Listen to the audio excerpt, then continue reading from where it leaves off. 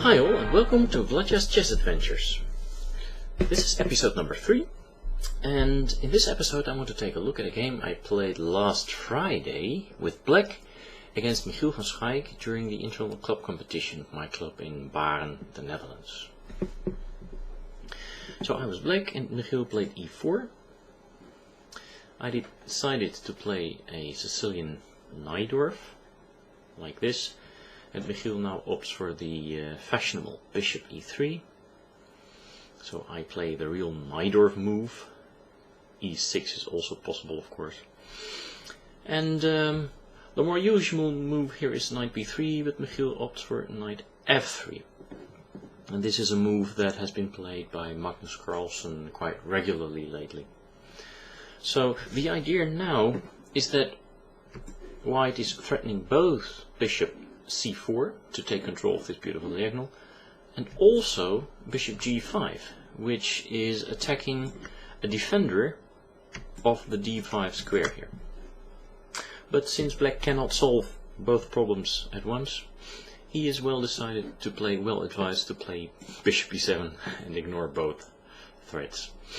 Okay, now Michiel played a rare move, but not a bad move. He played here h3. I castled, and now he plays bishop c4.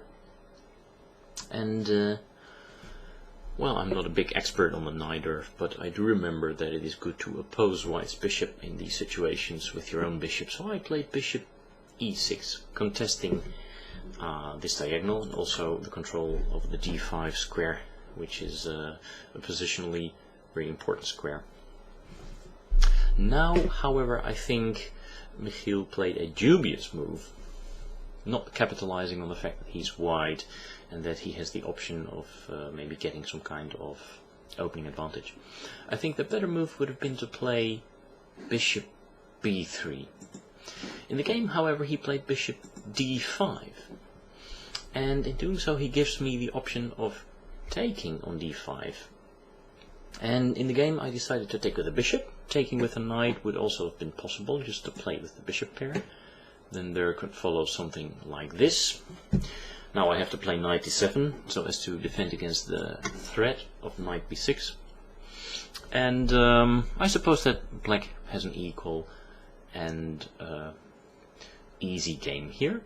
But as mentioned in the game, after bishop d5 I chose bishop takes d5. And now Michiel recaptured with the knight also. And it would be nice for me now to take the pawn on e4, which is possible, but I didn't want to allow the repetition of moves, because after knight e4 the position really is drawn, because Black is now a pawn ahead, so White has to go now for knight b6, rook a7, knight d5, rook a8, knight b6, etc. So instead of taking the pawn on e4, I decided to first defend against the threat of knight b6, so I played knight b d7. And now I think Michiel played another dubious move, after which Black has a certain advantage. I think the best move would have been to play knight c3, protecting the pawn on e4, which I was really threatening to take now. But instead of that, after knight e7, he played knight takes e7 check. And although it makes sense to eliminate the defender of the weak d6 pawn here, White cannot really make use of the fact that this bishop is now gone. And Nimzowitsch would describe such a knight as a tempo schlucker, because it has made 1, 2, 3 moves only to exchange itself for a rather passive bishop. So after knight takes e7, of course I recaptured, queen takes e7, but now I have an advantage, because I'm attacking the pawn on e4 still, but I'm also playing with the idea of playing d6, d5, thereby resolving my weakness on the d file. And this usually is a very important theme in the Sicilian. If Black manages to push d6, d5 in the center, and he can do so without any harm, then usually he's at least equal. Now, faced with the problem of his undefended e-pawn, white really has nothing better than to play knight d2, which Michiel played in the game. But this has the side effect that the queen is no longer protecting the d5 square. So in this position I could play d65. While I'm analyzing this, I'm thinking that instead of knight d2, maybe white also has the possibility of playing knight g5. Let's have a quick look at that. I suppose that then I would unpin the knight with queen e6, and then I would still be threatening to take on e4. Then of course white could take here on f6. Yeah, I would recapture with the knight, but maybe this is still fine for white, because in this case he is still recapture with the knight, of course, excuse me. And I was thinking that maybe white is still fine in this case, but no, it seems that he has either got to block the d file again with knight d2 here, when I would play d5, or he would have to play queen e2 here to protect the pawn. But then of course I could also try d5. Let's have a look at that. Now if white takes, maybe I should not take with the knight here, but with the queen, because obviously queen takes e5 is not possible because of rook e8, and knight takes e5 is also very dangerous, of course, for white. I could play rook e8, maybe put white in a pin, or I could take the pawn here on g2, or maybe I could play knight e4, you know, threatening the knight here on e5. So I've got all kinds of options, and I think this would be far too dangerous for white to play like this. Okay, so also after bishop g5, black maintains an advantage. So back to the game, where I played queen takes e7, and now white defended his pawn by retreating the knight to d2. And now I play d5, of course, and this threatens to win the pawn on e4 again, or maybe even to push the pawn like this, when I would really have a hold over the position. So white now plays the best move, e takes d5, but now my knight jumps into the center and threatens the bishop. So yeah, queen f3 makes a lot of sense. This attacks the knight, but also defends the bishop. But now knight b4 is a very strong move. Really putting my finger on the sore spot here in black's camp. Threatening to take the pawn on c2 and also win, well, the exchange at least. And it seems that there really aren't any serious defenses. Probably the best defense still would be queenside castles, funnily enough. But then after a move like rook fc8, again threatening to take on c2 and c3, white is really getting under a very strong attack here after knight a2 check, king b1, and now a knight sacrifice, depriving white of all his protective pawn shield here on the queen side. So black has a very serious advantage here. Of course he has to play very careful and see if he can really get to white's king, but it looks very, very promising. Yeah. Okay, in the game after knight b4, Michiel played queen e4, and this is the more normal try to hang on to the pawn here on c2. I can imagine that he didn't feel like castling queenside. And now I felt, okay, now I must be able to win, because I can either play f7, f5 now, or I can play knight f6. Both moves attack white's queen, which is the defender of the c2 square. So after these attacking moves, white must crumble somehow. So the first move I looked at was knight f6, because this is the most direct, attacking the queen. And now I was faced with a difficult task of analyzing the ensuing complications. And I started out by thinking, look, I'm attacking the queen, so this is an attack. How can white defend himself? Now usually there are 5 possibilities, 5 ways of defending. So I ran by them all, and first I thought, well, can I take the attacking piece? Well, in this case the knight on f6 cannot be taken. Can I interpose something? Well, with a knight that is not possible, because a knight hops over everything. Can I move the queen out of the way? Yes, that is possible. For instance, queen c4.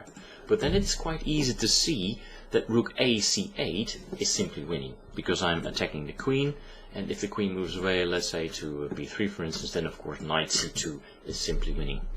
So moving the queen out of the way and simultaneously protecting the c2 pawn also doesn't work after knight f6. So then what's the 4th possibility of defense? Well, that is to protect your piece. But in this case it wouldn't make sense to protect the queen, since it is attacked by a knight. You know, so if we play something silly like f3, I will just win the queen, of course, yeah? That makes sense, yeah? So the 5th option that remained is, can white play a counter-attack? You know, you can also defend by means of a counter-attack. And then I hit upon bishop g5, and I realized that that would be the best move for white to play. And so I visualized bishop g5, but then somehow I just couldn't make the following variations work. They were simply too difficult for me to calculate and to assess. So I got this far. Of course, now I take the queen, and then he takes my queen, and then I can play knight takes c2 check, you know. But I saw that I'm not only attacking his rook, but that he's also attacking my rook, and that my knights on e4 and on c2 are also a bit loose. So I lost the thread somehow. Now relatively best here is king e2. But then it turns out that with rook e8, first saving my rook, and then rook a c1, also saving white's rook, that knight d4 check, king e3, attacking the knight on e4, now taking on d2, and now the in-between bishop b4, because if white now recaptures on d2, then I will simply win a piece with rook e7, so bishop b4. And now a difficult move to foresee, knight b1 would have led to a serious advantage here for black. Notice that white cannot recapture the knight on b1 now, and that's the funny thing, because then there would be a fork on c2, and black would emerge a piece up. So for instance, after knight b1, bishop e1, just safeguarding the bishop from this possible check, and then rook a c8, rook takes b1, recapturing the knight now, and rook c2. But yeah, now it becomes apparent that black has a significant advantage, but I simply didn't see this. And I also tried calculating king d1 after knight c2 check, so king d1, but that's a bit worse. So I would then take the rook, and if black would then take, if white would then take black's rook, then there would follow knight takes f2 check, and black would also win the other rook. So it would not be good to play bishop takes f8, but after knight takes a1, knight takes e4 rather, but then rook fc8 maintains the extra exchange for black, and that was also quite difficult to foresee. For instance, knight c3, which is safeguarding the c2 square, so if black decides to go there, white can simply capture it. But then with b5, I would force myself access to the b2 square. So king c1, rook a7 in between is even possible, rook d6, rook d7, first completely activating the rooks. But then after bishop e5, b4 leaves black with a winning position. So, as mentioned, these complications were too difficult for me to unravel, so I told myself that after queen e4 I would just maintain all the options, keep my options open and play f7, f5. Because I'm attacking the queen, and after the safeguarding queen c4 check and king h8, which was played in the game, I said to myself, I not only have the option of rook ac8, but also the added option of playing f5, f4, when I would all of a sudden win white's bishop. And now all of a sudden the game came to an end when my opponent blundered with c3, simply not realizing, of course, that in doing so he blocks the defense of white's queen to the c2 square. So I played knight c2 check and my opponent resigned. But instead of c3, he could have played a3. Now I usually manage to miss my opponent's best defense, and I simply missed this option when I played f7, f5. Had I seen this, I might still have opted for knight f6 on the 16th move and try to make that work, you know. Just go with the flow as the moves appear on the board. Okay, so let's analyze this defensive opportunity, a3.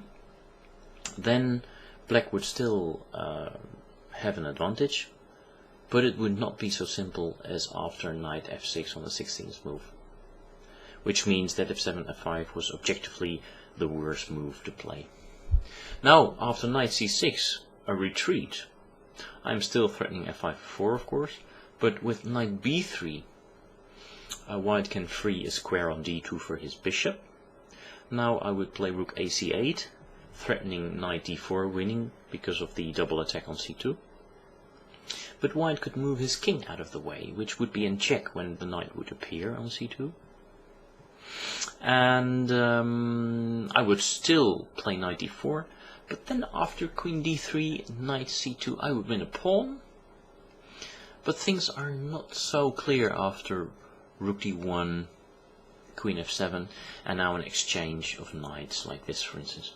So black is better, but there is still a battle ahead, of course. Anyway, it didn't come to that. My opponent blundered with a c2, c3, and so I had quite an easy win last Friday. But still an interesting game because of the way the opening was played, and also because of the way I tried to analyze the possible defenses of white, you know, with the 5 options. I hope that may be of some value to you, to try and use this method also in your own games. Unfortunately, I couldn't figure out the correct way of playing after knight f6, but well, I managed to win in the end after all. Okay, so we've come to the end of this adventure. I hope you've enjoyed it. Please, until next time.